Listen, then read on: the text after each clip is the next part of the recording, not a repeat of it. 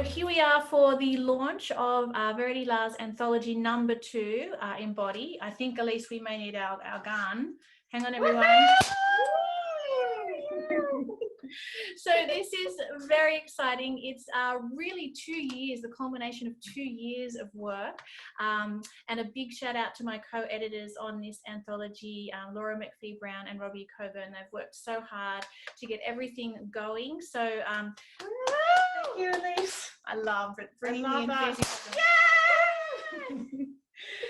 So what they've done is go through the anthology really from its inception in 2010 up to now in 2020, and they've chosen some of their favorite works, and we put them together and sort of teased out themes that go through the works and created this amazing anthology, which is just full of writers really with names to die for. It's a fabulous anthology. We're really, really proud of it.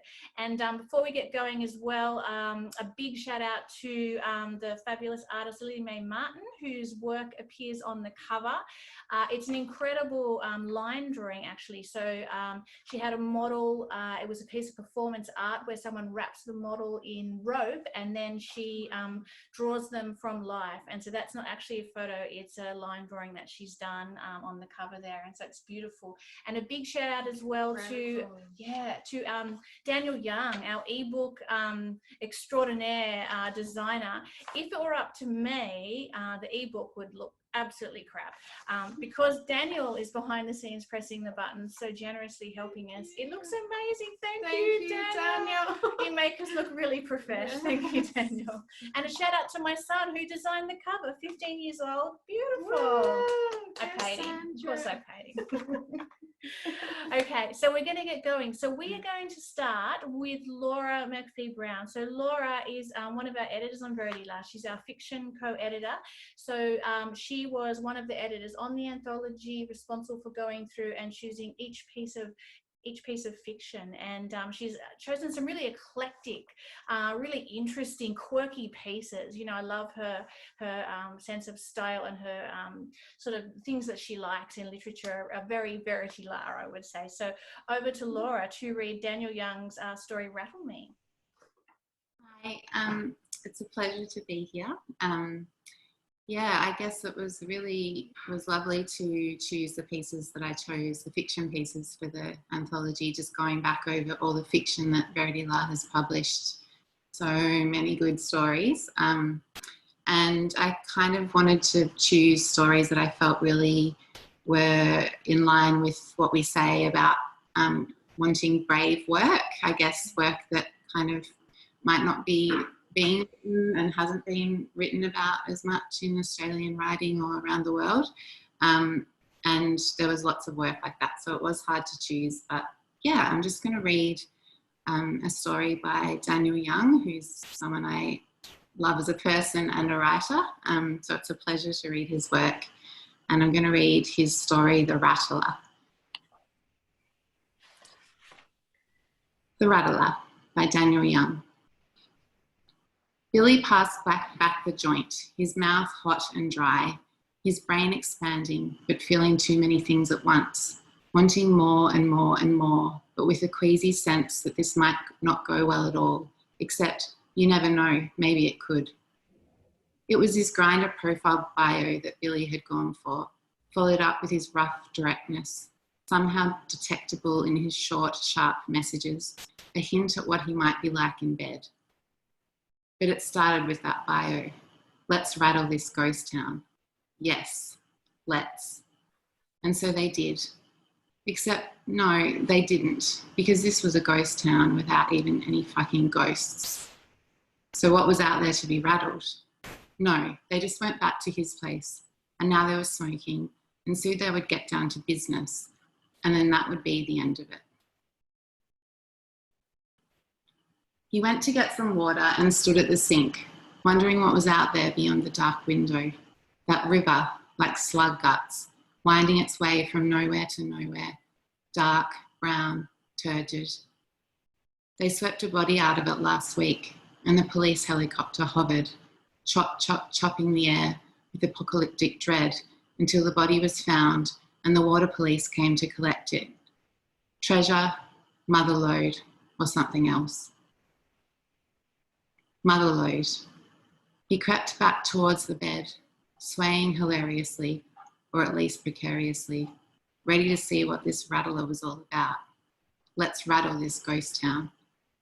Rattle me, rattle me. Outside, the dark streets rolled up and down across the city, and the river snaked its way somewhere amongst it, and only the possums were there to look out over the not-so-neat row of wheelie bins, ready to be picked up, rattled about and emptied into hungry garbage trucks, adding to the stinking loads fermenting in the belly of the beast. He was ready now. Rattle me, he begged. Rattle me. Thank you. Thank you. Thank you so much, Laura. Beautiful. I love that. Thank you, Alise. We're doing everyone's easy. I love that story. It's actually the first story in the book, and so I think we chose to put it there as a bit of a statement piece. You know, this is what we're about. It's sexy. It's, you know, it's a bit dark. It's all about the body. So it's a fabulous opening piece for the anthology. Thank you so much for choosing it and reading it, Laura. Thank you so much. That was incredible. Yeah, and I just wanted to say as well, so Laura is an amazing fiction writer in her own right, and she's just had a book called Cherry Beach launched from Text Publishing, which is a big deal. So please go check that out as well. It's really getting amazing raps. Well done, Laura. Thank you. Okay, so we might need a bit of a cool down now after that very sexy story. So we've got a little bit of a poem now from Robbie Coburn, and Robbie is going to read a poem from his one of his mentors in poetry, and you know, one of the sort of very best known Australian poets, Robert Adamson. So Robbie will be reading "Meshing Bends in the Light," a poem that we were very very honoured to publish. This is obviously Robert Adamson, in my opinion, would be, without question, the greatest poet in the country, and my biggest hero. And to have him in the anthology is a massive honour, and I think it's one of the finest poems in the anthology for sure. Meshing Bends in the Light. Just under the surface, mullet roll in the current. The pale bellies catch the sunken light. The skin of the river erupts above purling. The sky hangs over the boat, a wall of shuddering light, smudging the wings of a whistling kite. Mud flats glow in the developing chemicals. Black crabs hold their claws up into the light of the enlarger. Yabbies ping in the drain. A westerly howls through the dark room. The tide is always working at the base of the brain. The turning moon is upended, settling on the silver gelatin page. A hook stops spinning in space. Owls shuffle their silent wings and dissolve in the fixer. Shape words over what you see. The river flows from your eyes into the sink. Bulrushes hum with mosquitoes that speckle the print. The last riverboat mail run scatters letters across the surface. The ink runs into the brackish tide. Thank you, Robbie. It's such a beautiful poem. Wow, thank you so much. That was incredible. Yeah. You can really see the Hawkesbury River. Yeah. Wow. Yeah. All his work, the way that it evokes place is unparalleled, in my opinion. Definitely. Thank you, Robbie. Thanks for having me as well. I want to point out as well that Robbie is an amazing poet in his own right. He's my co-poetry editor on Verity, and which is a role which I absolutely love sharing with him, because we have so much fun and I learn so much from him, reading poems and commenting on the poems together. So Robbie's just had a book out through UWA Publishing, and it's called The Other Flesh, and it's brilliant. You have to get Robbie's book. So big shout out to UWAP as well. Thank you, Robbie. Thank you so much. Okay, so next we are having the fabulous Tricia Dearborn, and she has got one of my favourite poems in the journal, Running Doll, which I do believe, Tricia, is a poem that emerged from a dream. Yes, this poem came from a very creepy dream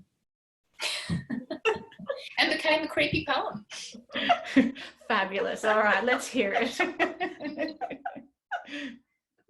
The running doll. The doll in my dream is one of those old-fashioned plastic dolls with arms and legs that move. But this doll has no arms, no head. As it runs, its naked torso turns rhythmically from side to side, almost as if its body was saying no. As it turns, you can see into first one armhole, then the other. The doll is hollow, its chest empty. Armless, the doll can't push away. Headless, it can't understand or strategize. Lungless, mouthless, it can't cry out. How easy to stoop and catch a running doll, to make it do what you want it to do. Oh, I love that last line. That's it. You know, that poem has really got into my subconscious. You know, I often think about it, that torso without the arms moving from side to side. It's really crept in from your dream world into mine, Tricia. It was Love a it. very vivid image is what I'm trying to say. Yeah. When I read it, I still see the whole thing kind of happening. Fabulous. Well, we all see it now. Thank you. I don't know to say thank you. We can't unsee it. And I wanted to mention as well, Tricia also has had a book very recently published from UWAP. There you go. She has it, and the running doll is in there. It's called Autobiochemistry. Gee, what a book. Incredible.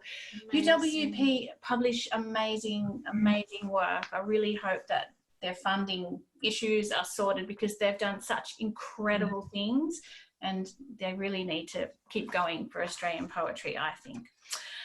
So on to our next reader. So our next reader is someone that actually was chosen by Tricia, who is our Out of Limbo special project editor on the journal Verity La. And the next reader, Scott Patrick Mitchell, put his prose poem in to Tricia, and it's called The Fourth Time. So let's hear from Scott. Hey, how you going? I would like to acknowledge that I'm broadcasting on Wajak Noongar Budja, and I pay my respects to elders past, present, and emerging. So, strap in. The Fourth Time. Happens in the 90s. You can tell by the fashion. Cut off denim shorts, 10-hole docks, tie-dye t-shirt, pierced nose that cost you $5 down at the local chemist. Such punk/stud gun realness. Irrespective, you look fabulous. Your body though, it's about to go sideways. And how? All the hair on your head will fall out. You'll be diagnosed with gynecomastia. One breast shall grow bigger on your chest, and it shouldn't, because you're supposed to be a male, and there are rules on how a man grows into manhood. Aren't there? Hush. This is growing up, just not via the typical routes, which is fine because they have a word for that. Which is fine because the fourth time you come out is an invocation, an invitation for you to be you. The first time was to yourself, 9 years old, understanding how to say the word other. The second time, a year later, to your mother as an aside, as a fact. The third time happens in your final year of high school. You are gay, you say, but you know it only explains you part of the way. You know that there are words out there that can describe you whole, which leads us to now. The fourth time, because the fourth time is enchanting, is an enchantment. You are at uni. Those 3 letters have become a badge, or rather a hat.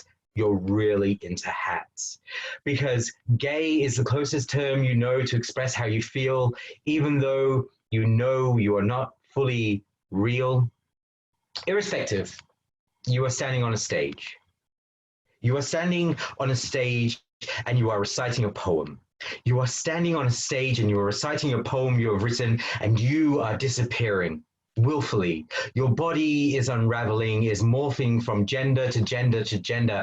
You are standing on a stage and your body has become a poem. And in that moment, you are the potential those words have spoken. You are a magic spell, because the fourth time, The fourth time is a conjuring. When the poem ends, you leave the stage shimmering and somebody says, I love how queer that poem was. And there it is, the first time you've heard that word as anything but a slur. And it blooms across your tongue as if a flower, as if laden with power, because the fourth time is a rune, is an augury, is a sign, how the world skews yet brings you into view. It gives you permission to shine. And through the word queer, it becomes clear that a body can be strange and odd too. How that word will one day capture the experience of alopecia areata, or that final surge of hormones, the one where your body manifests a lump inside your chest, weeping, which leads at age 21 to the hair beneath your arms finally growing in as if creeping, because your body is as queer as you are, because you know you have always felt both familiar and weird. And to be gay is to honor that feeling only part of the way. But to be queer means it is all just performative. Roll with it. Do not fear. You look fabulous. Don a hat to cover boldness. The fourth time, cut jeans short, wear singlet to flaunt herring armpits, unloosen self into new frontier. Because the fourth time is a him and a her. And it's the late 90s. This is as far as your vocabulary can extend for the moment. And yes, there will be a fifth time, a settling into skin, holding yourself in the position of no position, as if coming home. Welcome. But the fourth time is a revolution, a magical act, a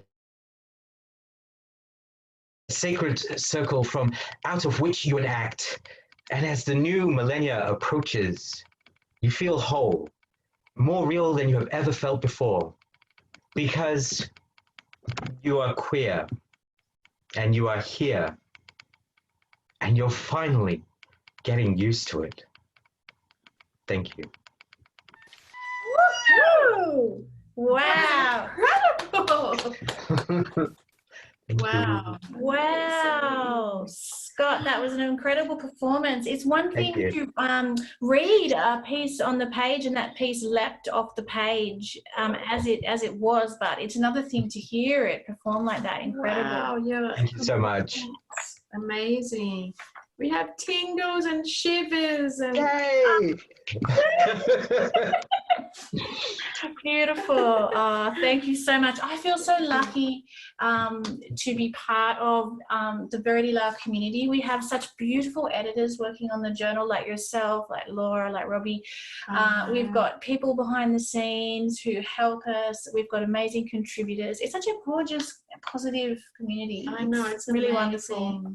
We're very lucky to have such talented, amazing people. Yeah, Wow. absolutely.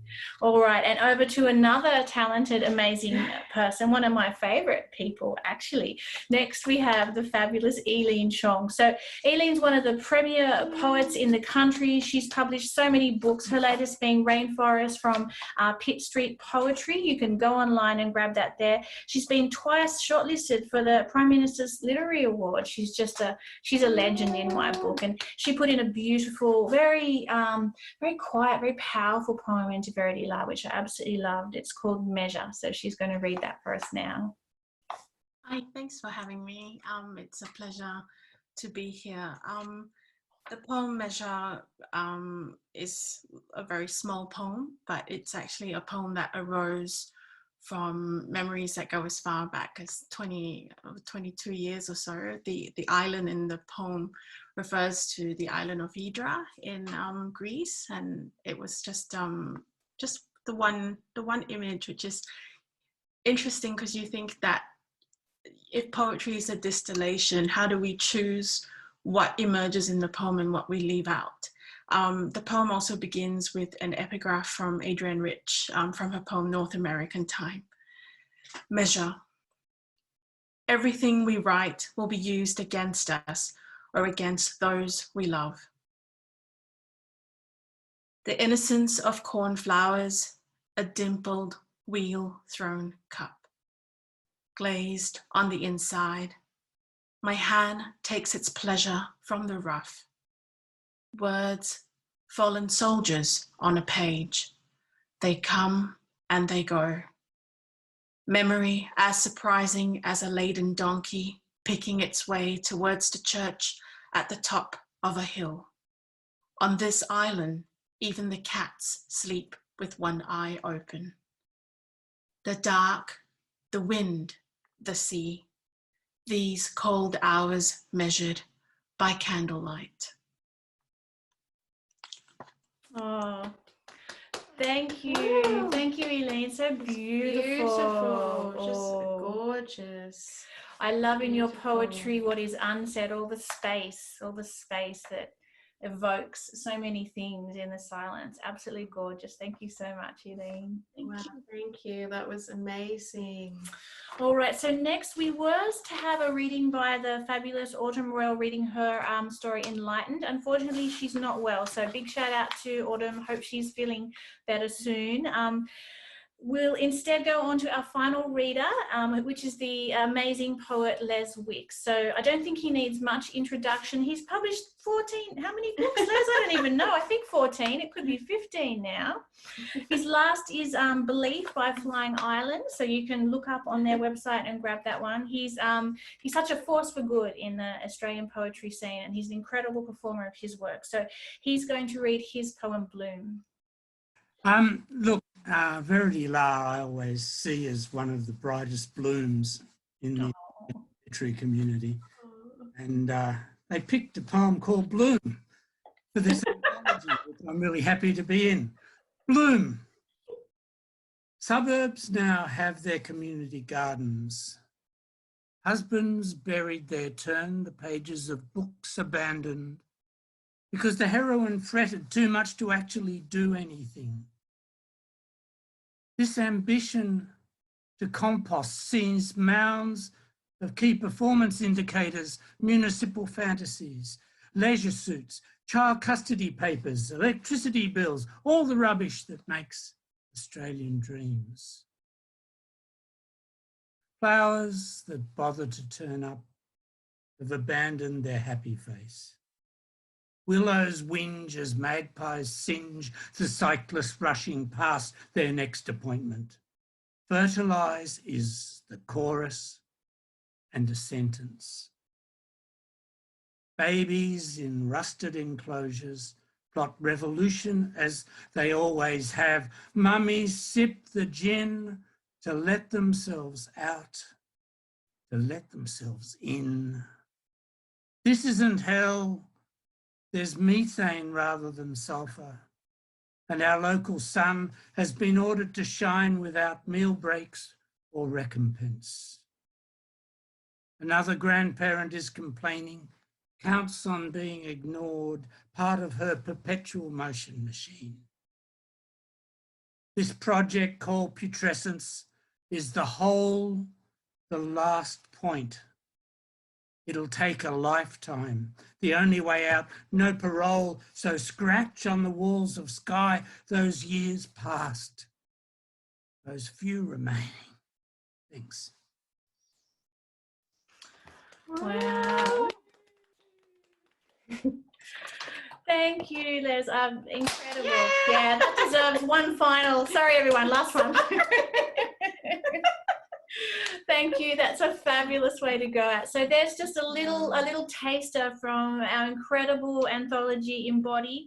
I wanted to have a big shout out as well to our blurbers for EMBODY, Melinda Smith and Nigel Featherston. They said some really, really nice things. I think Nigel said, playful, passionate, exploratory, adventurous, exactly what we have come to expect from Verity and exactly what the world needs right now. So there you go, that's pretty good. So please, if you can, jump online, buy a copy, go to verityla.com. If you go to our shop, you can buy an e-anthology, and you can buy one of these, Alise's book, Grief for Hire chapbook, which is in e-book form and print form. We'll post this one out to you with glee and with love. And just a quick note as well, if you become a subscriber to Verity La for $5 a month, we'll actually post that out to you free of charge. You'll get all the ebooks free of charge, and as long as you're a subscriber, every time we publish something, we publish a couple of ebooks every year, an anthology every 2 years, you'll receive that for free as well. So if you can, go to the homepage, click on the big subscribe button, support our brave little journal, support our incredible Australian and international writers. We would really appreciate that. And thank you to everyone for watching. Thank you to all our incredible readers. And I think that's it. Thank you to you, Alise, and you know, incredible. Any final words? I'd just like to say thank you so much to everyone. Thank you to all our contributors, all our fantastic editors, everyone who supports the journal. We're so blessed to have this journal in Australia. As you guys know, it's like nothing else really in the universe. So we're incredibly lucky, and yeah, just thank you so much, everyone. Oh, and last shout out to Karen, who doesn't want to show her face, but I'm going to make her. Come on, Karen. She is the website designer for Verity La. She very beautifully came on board and said, I think your website could do with a little tweak. That was about 2 years ago, and then she looked behind the scenes and went, oh, we need a whole new website. And she bravely, be brave, that's our motto, she bravely dove in there, and she designed this incredible state-of-the-art website for us. We're so grateful for her. So thank you, everybody. Thank you.